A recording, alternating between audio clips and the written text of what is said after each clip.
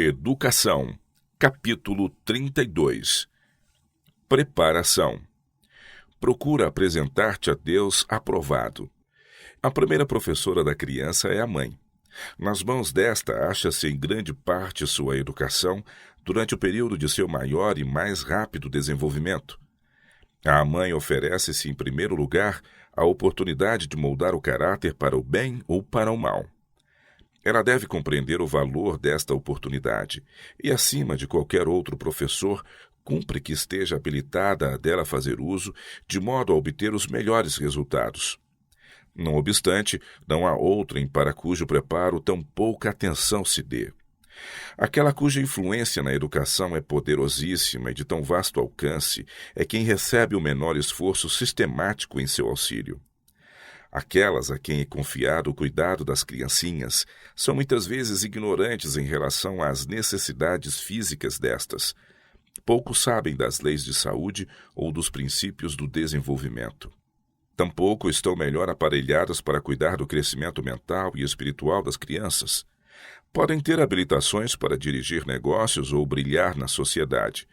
Podem ter adquirido louváveis conhecimentos na literatura e ciências, mas no ensino de uma criança pouco conhecimento possuem.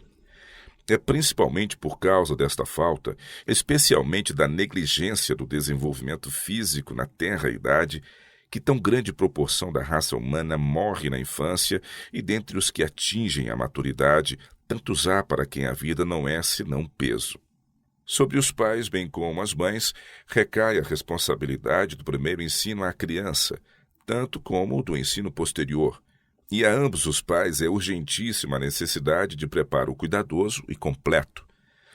Antes de tomar sobre si as responsabilidades da paternidade ou maternidade, homens e mulheres devem familiarizar-se com as leis do desenvolvimento físico, com a fisiologia e saúde, as influências pré-natais, com as leis da hereditariedade, sanidade, vestuário, exercício e tratamento de moléstias.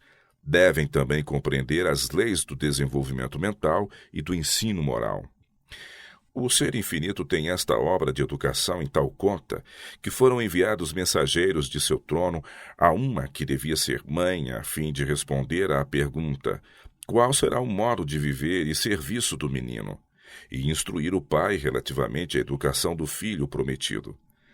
Jamais a educação cumprirá tudo aquilo que pode e deve antes que a importância da obra dos pais seja completamente reconhecida e recebam eles o preparo para suas sagradas responsabilidades. A necessidade de ensino preparatório para o professor é universalmente admitida. Poucos, porém, reconhecem quão essencial é o caráter deste preparo. Aquele que avalia as responsabilidades abrangidas no ensino da juventude compenetrar-se-á de que a instrução dos ramos científicos e literários somente não poderá bastar. O professor deve ter uma educação mais compreensiva do que se pode obter pelo estudo dos livros. Deve possuir não somente força, mas também largueza de espírito. Deve não somente ser dotado de uma alma sã, mas também de um coração grande. Unicamente aquele que criou o espírito e ordenou as suas leis pode compreender perfeitamente as necessidades do mesmo ou dirigir-lhe o desenvolvimento. Os princípios de educação que ele deu são um único guia seguro.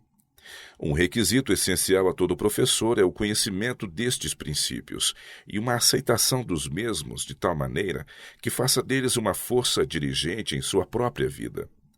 A experiência na vida prática é indispensável.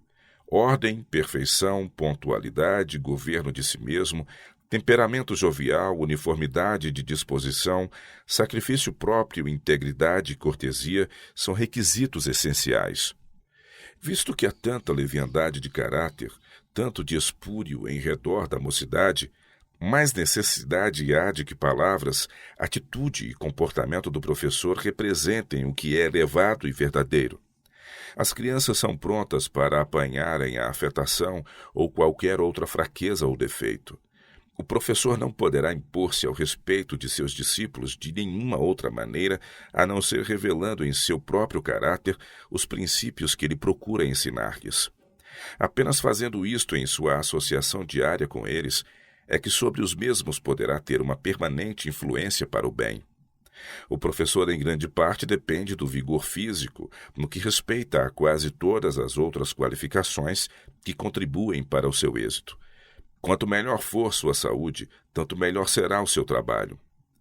Tão exaustivas são as suas responsabilidades que se exige um esforço especial de sua parte para conservar o vigor e viço.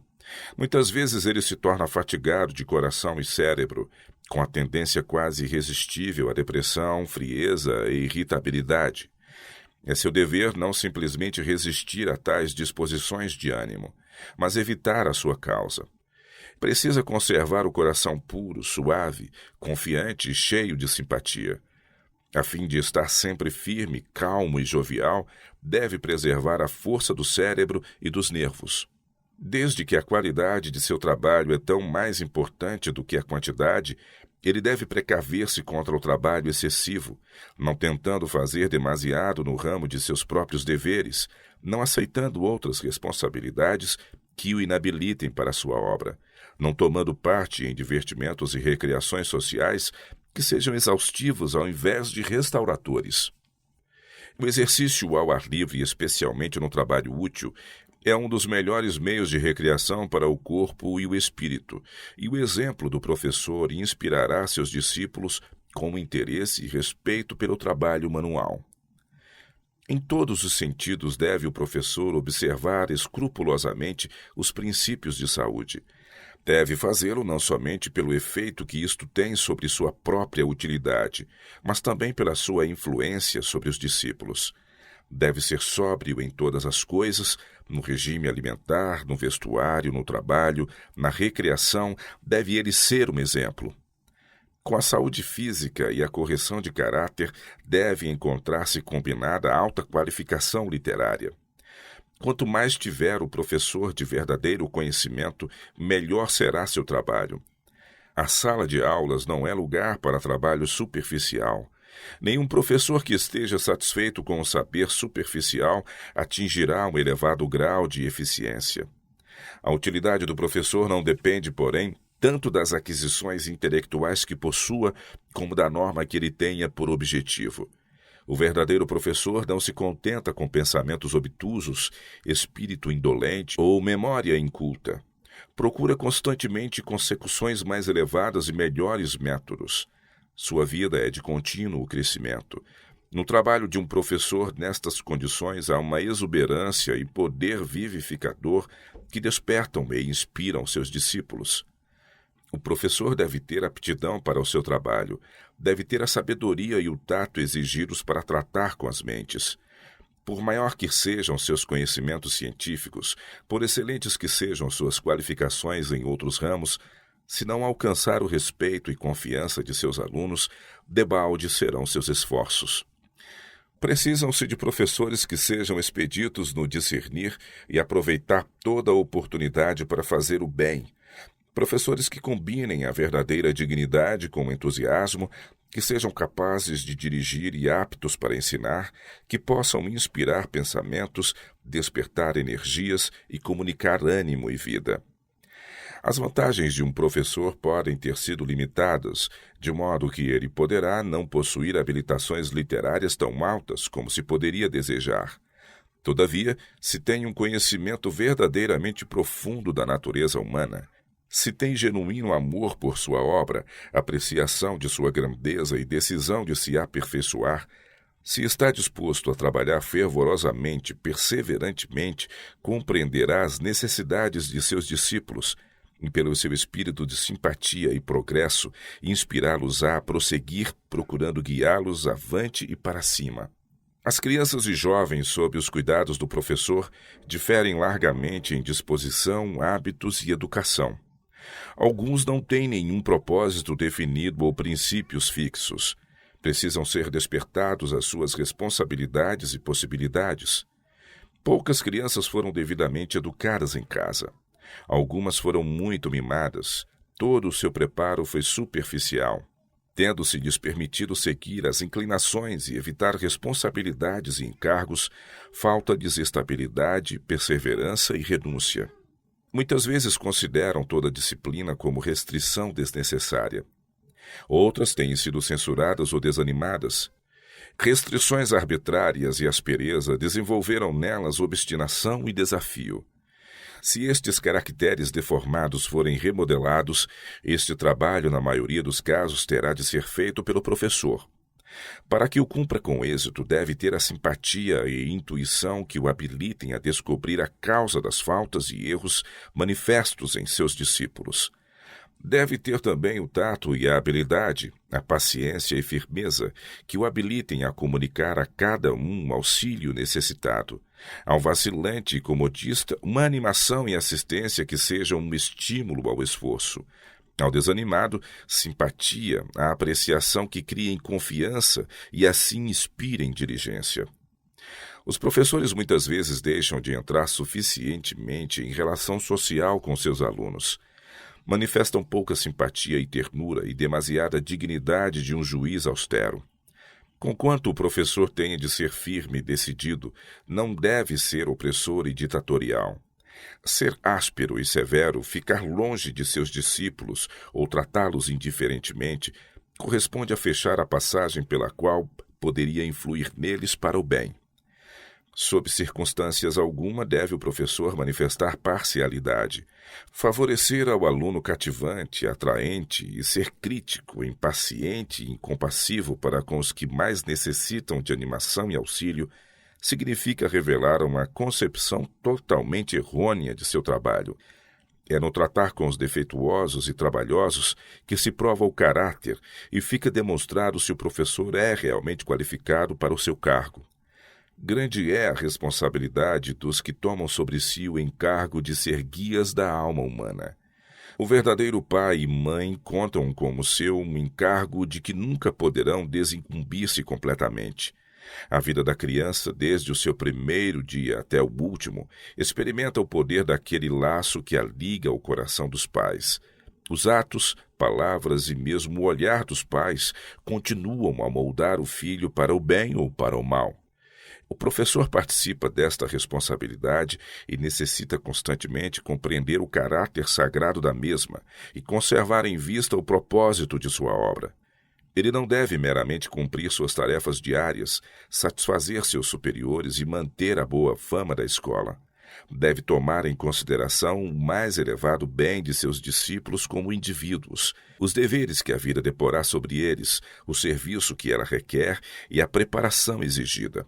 O trabalho que faz dia a dia exercerá sobre seus discípulos e, por meio deles sobre os outros, uma influência que não cessará de se estender e fortalecer até que termine o tempo.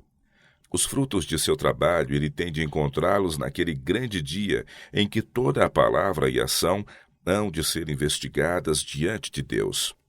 O professor que disto se compenetre não terá a impressão de que seu trabalho está completo ao terminar a rotina diária das lições dadas, saindo os alunos por algumas horas de sob seus cuidados diretos. Ele levará essas crianças e jovens em seu coração. Seu constante estudo e esforço serão como assegurar-lhes a mais nobre norma de eficiência. Aquele que enxerga as oportunidades e privilégios de sua obra não permitirá que coisa alguma abste o caminho para os ardorosos esforços no sentido do aperfeiçoamento próprio. Não poupará esforços a fim de atingir a mais elevada norma de excelência. Tudo o que deseja que seus discípulos se tornem, ele mesmo se esforçará por ser.